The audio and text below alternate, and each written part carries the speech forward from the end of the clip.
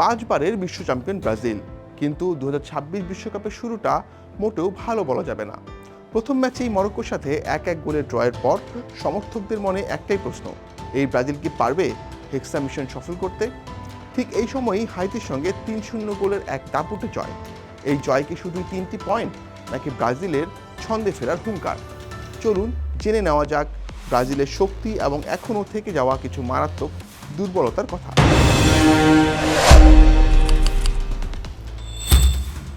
প্রথম ম্যাচে ব্রাজিলের আক্রমণ ভাগকে মনে হয়েছিল অনেকটা ছন্নছাড়া, তবে হাইতির বিপক্ষে কিন্তু দেখা গেল সম্পূর্ণ ভিন্ন এক ব্রাজিল। আলচেলত্তির 4-3-3 ফরমেশন শুরু থেকে ছিল আক্রমণাত্মক মনোভাব।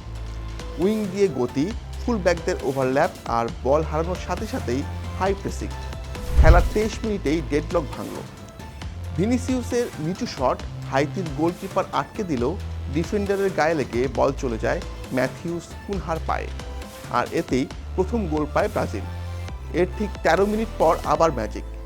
এবার মাঝমাঠ থেকে লুকাস পাকেতার পাস, ভিনির নিখুঁত থ্রু বল আর বক্সে ঢুকে বা পায়ের জোরালো শটে কুনহার দুর্দান্ত সেকেন্ড গোল। ব্রাজিল এগিয়ে গেল 2-0 ব্যবধানে। আর প্রথমার্ধের ঠিক শেষ মুহূর্তে পাকেতার সেই চোখ বাঁধানো লং পাস, হাইতির ডিফেন্স ভেঙে বল নিয়ন্ত্রণে নিলেন রিয়াল মাদ্রিদ তারকা ভিনি। ঠান্ডা মাথায় ফিনিশিংয়ের স্কোর লাইন করলেন 3-0। ব্যাস, প্রথমার্ধেই ম্যাচ শেষ। এই 3 গোল কিন্তু শুধু ব্যক্তিগত নৈপুণ্য ছিল না, এটা ছিল আলচেলত্তির ট্যাকটিক্যাল দর্শনের প্রতিফলন। দ্রুত বল আদান প্রদান করে প্রতিপক্ষের ডিফেন্সকে পজিশন থেকে ছড়িয়ে দেওয়া এবং উইং থেকে ভেতরে ঢুকে আক্রমণ করা, যা প্লেয়াররা মাঠে নিখুঁতভাবে বাস্তবায়ন করেছে।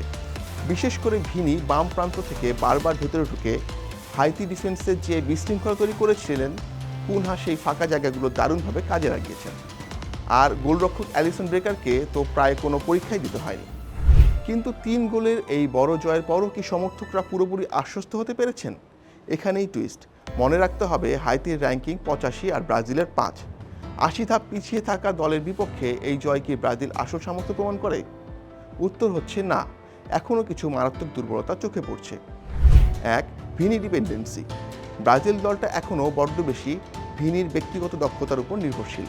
ভিনি চললে ব্রাজিল ডেঞ্জারাস, কিন্তু তাকে লক করতে পারলে ব্রাজিলের আক্রমণ কিন্তু মন্থর হয়ে যায়। 2. মাঝ মাঠের ক্রিয়েটিভিটি। অতীতে সেই সাম্বা ফুটবলের সৃজনশীলতার ঘাটতি এখনও স্পষ্ট। লুকাস পাকেতা দারুণ খেললেও ব্রুনো গিমারেসকে আরও অনেক দায়িত্ব নিতে হবে। 3. রক্ষণভাগের পরীক্ষা।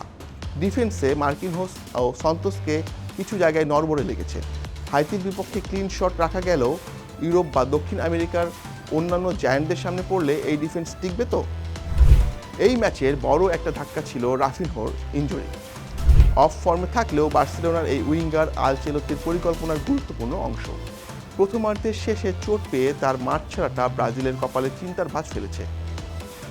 কোচ দ্বিতীয়ার্ধে তরুণ তুর্কি অ্যান্ড্রিক রায়ান আর আর্সেনালের মার্টিনেল্লিকে নামিয়েছিলেন, অনেক পরীক্ষা নিরীক্ষা করেছেন ঠিকই, কিন্তু পাকেতা মাঠ থেকে ওঠার পর মাঝ মাঠের নিয়ন্ত্রণ হারিয়ে যায়। ফলে দ্বিতীয়ার্ধের আর কোনো গোলই পায়নি সেলেসাওরা। এখন প্রশ্ন হচ্ছে, ব্রাজিলের সামনের সমীকরণটা আসলে কি? ব্রাজিলের পরবর্তী ম্যাচ স্কটল্যান্ডের বিপক্ষে, আর এই ম্যাচটি ডু অর ডাই। কেন? কারণ গোল ব্যবধানে ব্রাজিল এই মুহূর্তে টেবিলের শীর্ষে থাকলেও মরক্কো কিন্তু স্কটল্যান্ডকে 1-0 গোলে হারিয়ে 4 পয়েন্ট নিয়ে ঘাড়ে নিঃশ্বাস ফেলছে। আর তাদের শেষ ম্যাচ দুর্বল হাইতির সঙ্গে। যদি স্কটল্যান্ডের বিপক্ষে ব্রাজিল জয় না পায়, তবে গ্রুপ চ্যাম্পিয়ন হওয়া তো দূরের কথা, সমীকরণ জটিল হলে দ্বিতীয় বা তৃতীয় স্থানেও নেমে যেতে পারে। আর সেটা হলে নকআউটের শুরুতে পড়তে হবে কোনো কঠিন প্রতিপক্ষের সামনে। তাহলে ব্রাজিল কি আসলেই ছন্দে ফিরল? হাইতির ম্যাচ ইঙ্গিত দিচ্ছে দলটি মরক্কো ম্যাচের ভুল থেকে শিখছে।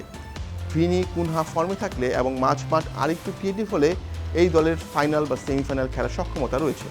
কিন্তু আসল পরীক্ষা হবে স্কটল্যান্ড ম্যাচে।